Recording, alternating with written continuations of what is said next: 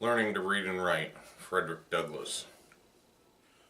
Frederick Douglass was born in 1817 and died in 1819. He's an abolitionist, author, and first black American to become a prominent public figure. Was born into slavery near Tuckahoe, Maryland.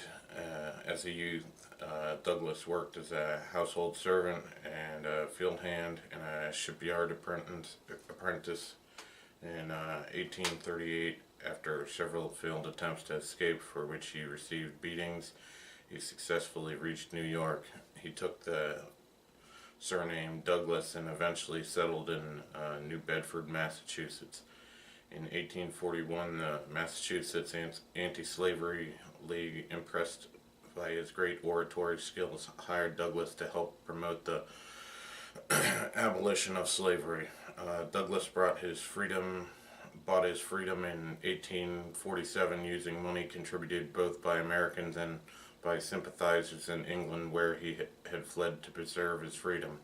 For the next 13 years, Douglass edited the abolitionist periodical North Star, changed to Frederick Douglass's papers in 1851. During the Civil War, Douglass urged President Lincoln to emancipate the slaves and help recruit black troops. After the war, he held a series of government posts, including Assistant Secretary to Santo Domingo Commission, Marshal of the District of Columbia, District Recorder of Deeds, and Ambassador to Haiti. This essay, which comes from Douglass's autobiography, Narrative of the Life of Frederick Douglass, an American Slave, 1845, reveals the guile and determination that Douglass employed to teach himself to read. As you read the words of a former slave written more than a century ago, think of how closed the world was to Douglass, yet how he recognized that literacy could help open the door. I lived in Master Hugh's family about 7 years. During this time, I succeeded in learning to read and write. In accomplishing this, I was compelled to resort to various stratagems. I had no regular teacher. My mistress, who had kindly commenced to instruct me, had, in compliance with the advice and direction of her husband, not only ceased to instruct, but had set her face against me being instructed by anyone else. It is due, however, to my mistress to say of her that she did not adopt this course of treatment immediately. She at first lacked the depravity indispensable to shutting me up in mental darkness. It was at least necessary for her to have some training in the exercise of irresponsible power to make her equal to the task of treating me as though I were a brute. My mistress was, as I have said, a kind and tender-hearted woman, and in the simplicity of her soul she commenced, when I first went to live with her, to treat me as she supposed one human ought to treat another. In entering upon the duties of a slaveholder, she did not seem to perceive that I sustained to her the relation of a mere chattel, and that for her to treat me as a human being was not only wrong, but dangerously so. Slavery proved injurious to her as it did to me. When I went there, she was a pious, warm, and tender-hearted woman. There was no sorrow or suffering for which she had not a tear. She had bread for the hungry, clothes for the naked, and comfort for every mourner that came within her reach. Slavery soon proved its ability to divest her of these heavenly qualities. Under its influence, the tender heart became stone, and the lamb-like disposition gave way to one of tiger-like fierceness. The first step in her downward course was in her ceasing to instruct me. She now commenced to practice her husband's precepts. She finally became more violent in her opposition than her husband himself. She was not satisfied with simply doing as well as he had commanded. She seemed anxious to do better. Nothing seemed to make her more angry than to see me with a newspaper. She seemed to think that here lay the danger. I have had her rush at me with a face all made up of fury and snatched from me the newspaper in a manner that fully revealed her apprehension. She was an apt woman. A little experience soon demonstrated to her satisfaction that education and slavery were incompatible with each other. From this time I was most narrowly watched. If I was in a separate room for any considerable length of time, I was sure to be suspected of having a book, and was at once called to give an account of myself. All this, however, was too late. The first step had been taken. Mistress, in teaching me the alphabet, had given me the inch, and no precaution could prevent me from taking the L. The plan which I adopted, and the one by which I was most successful, was that of making friends of all the little white boys whom I met in the street. As many of these as I could I converted into teachers. With their kindly aid, obtained at different times and in different places, I finally succeeded in learning to read. When I was sent on errands, I always took my book with me, and going one part of my errand quickly, I found time to get a lesson before my return. I used also to carry bread with me, enough of which was always in the house, into which I was always welcome, for I was much better off in this regard than many of the poor white children in the neighborhood. This bread I used to bestow upon the hungry little urchins, who in return would give me that more valuable bread of knowledge. I am strongly tempted to give the names of the 2 or 3 of those boys as a testimonial of gratitude and affection. I bear them, but prudence forbids. Not that it would injure me, but it might embarrass them, for it is almost an unpardonable offense to teach slaves to read in this Christian country. It is enough to say of the dear little fellows that they lived on Philpott Street near Durgan and Bailey's shipyard. I used to talk this matter of slavery over with them. I would sometimes say to them, I wished I could be as free as they would be when they got to be men. You will be free as soon as you are 21, but I am a slave for life. Have not I as good a right to be free as you have? These words used to trouble them. They would express for me the liveliest sympathy, and console me with the hope that something would occur by which I might be free. I was now about 12 years old, and the thought of being a slave for life began to bear heavily upon my heart. Just about this time I got hold of a book entitled The Columbian Orator. Every opportunity I got, I used to read this book. Among much of other interesting matter, I found in it the dialogue between the master and his slave. The slave was represented as having run away from his master 3 times. The dialogue represented the conversation which took place between them. When the slave was retaken the 3rd time, in this dialogue, the whole argument in behalf of slavery was brought forward by the master, all of which disposed of by the slave. The slave was made to say some very smart as well as impressive things in reply to his master, things which had the desired though unexpected effect, for the conversation resulted in the voluntary emancipation of the slave on the part of the master. In the same book, I met with one of Sheridan's mighty speeches on and in behalf of Catholic emancipation. These were choice documents to me. I read them over and over again with unabated interest. They gave tongue to interesting thoughts of my own soul, which had frequently flashed through my mind and died away for want of utterance. The moral which I gained from the dialogue was the power of truth over the conscience of even a slaveholder. What I got from Sheridan was a bold denunciation of slavery and a powerful vindication of human rights. The reading of these documents enabled me to utter my thoughts and to meet the arguments brought forward to sustain slavery, but while they relieved me of one difficulty, they brought on another even more painful than the one which I was relieved. The more I read, the more I was led to abhor and detest my enslavers. I could regard them in no other light than a band of successful robbers who had left their homes and gone to Africa and stolen us from our homes, and in a strange land reduced us to slavery. I loathed them as being the meanest as well as the most wicked of men.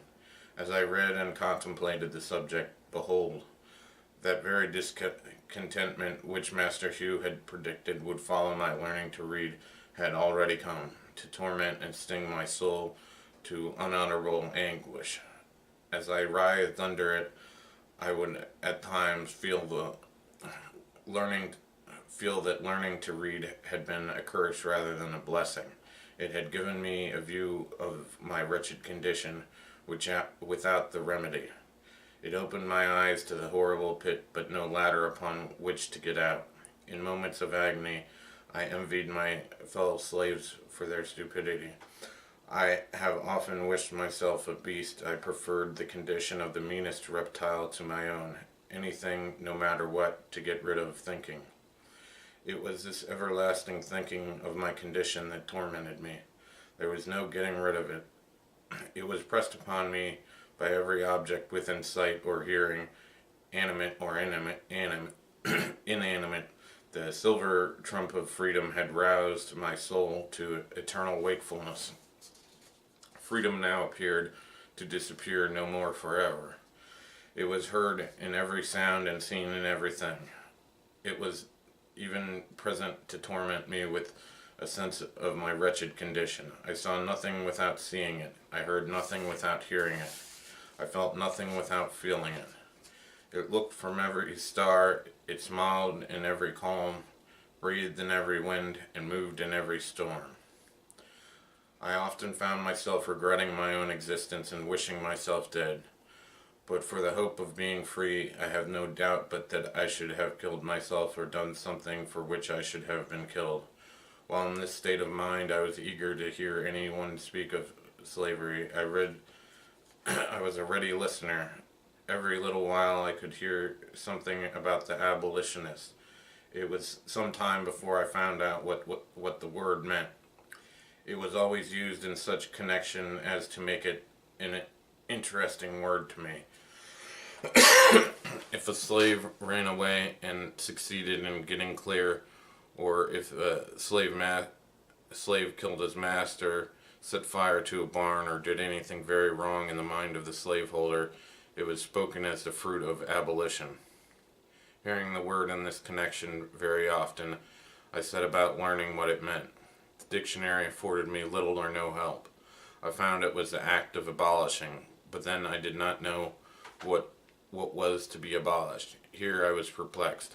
I did not dare ask anyone about its meaning, for I was satisfied that it was something they wanted me to know very little about.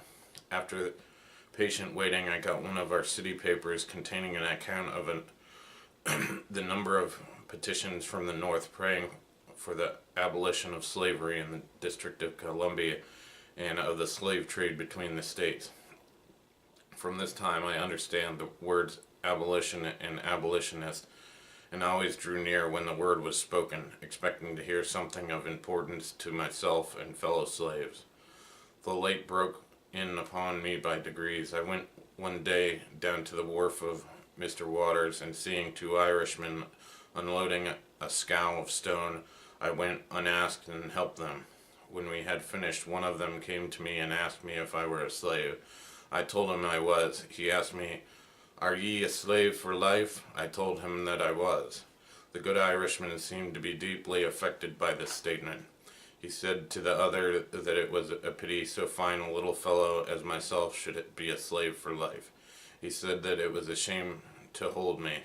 They both advised me to run away to the north, that I should find friends there, and that I should be free. I pretended not to be interested in what they said, and treated them as if I did not understand them, for I feared they might be treacherous. White hat men have been known to encourage slaves to escape and then, to get the reward, catch them and return them to their masters. I was afraid that these seemingly good men might use me so, but I nevertheless remembered their advice, and from that time I resolved to run away. I looked forward to a time at which it would be safe for me to escape. I was too young to think of doing so immediately. Besides, I wished to learn how to write, as I might have occasion to write my own past. I consoled myself with the hope that I should one day find a good chance. Meanwhile, I would learn to write. The idea as to how I might learn to write was suggested to me by being in Durgan and Bailey's shipyard and frequently seeing the ship's carpenters, after hewing and getting a piece of timber ready for use, write on the timber the name of the part of the ship for which it was intended. When a piece of timber was intended for the larboard side, it would be marked thus, L. When the piece was starboard side, it would be marked S. A piece for the larboard forward side would be marked LF. When a piece was starboard side forward, it would be marked SF. For larboard aft, it would be marked LA. For starboard aft, it would be marked SA. I soon learned the names of these letters and for what they were intended when placed upon each piece of timber in the shipyard. I immediately commenced copying them, and in a short time was able to make the 4 letters named. After that, when I met with any boy who I knew could write, I would tell him I could write as well as he, and the next word would be, "I don't believe you, let me see you try it." I would then make letters for which I have been so fortunate as to learn, and ask him to beat that. In this way I got good many lessons in writing, which it is quite possible I should never have gotten in any other way. During this time my copybook was the board fence, brick wall, and pavement. My pen and ink was a lump of chalk. With these I learned mainly how to write, and then I commenced and continued copying the italics in Webster's spelling book until I could make them all without looking on the book. By the time my little Master Thomas had gone to school and learned how to write, and had written over a number of copybooks, these had been brought home and shown to some of our near neighbors and then laid aside. My mistress used to go to class meetings at the Wilk Street Meeting House every Monday afternoon and leave me to take care of the house. When left thus, I used to spend the time in writing the spaces left in Master Thomas's copybook, copying what he had written. I continued to do this until I could write a hand very similar to that of Master Thomas. Thus, after long, tedious effort for years, I finally succeeded in learning how to write. Man, that's pretty crazy to think this country was that way. I mean, it's sometimes seems it's still that way in some ways, but yeah, so, you know, the power of knowledge, it's pretty awesome. And yeah, that must have been a shitty, sorry for the language, but you know, not a good situation to be in, I would imagine, you know. So, like, I mean, obviously I can't really identify per se, you know, but I think it's good, you know, understand history in that way. We don't, you know, tend to repeat the mistakes of it, hopefully. So, with that.